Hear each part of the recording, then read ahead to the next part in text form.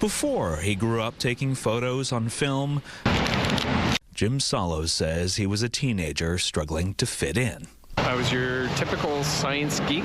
And it was a predominantly sporty school, causing young Jim to feel lonely until a supportive teacher suggested photography, which proved empowering. People that shunned me in the hallways are going, wow, saw your picture on the front page of the school newspaper. Amazing job.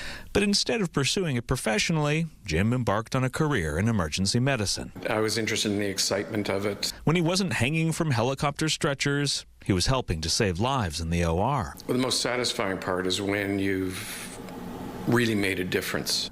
But after the most devastating days when he couldn't, Jim would pick up his camera and go outside.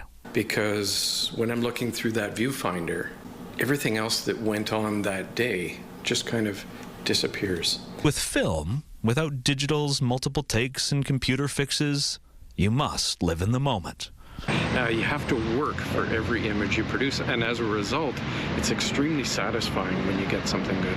Leaving Jim extremely grateful that this practice seems to have saved him from suffering the symptoms of PTSD that have proved debilitating for too many of his former colleagues. Been a lifeline. And now that he's retired from fixing people in peril, Jim's preserving people's pasts.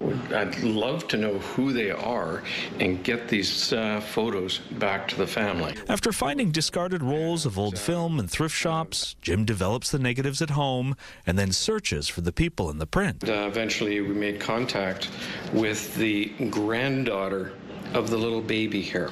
And in a time when digital photos can be quickly used to fabricate or conceal, Jim is taking time to fix vintage film cameras and teach people how to use them, inspiring inclusion, healing, and ultimately connection.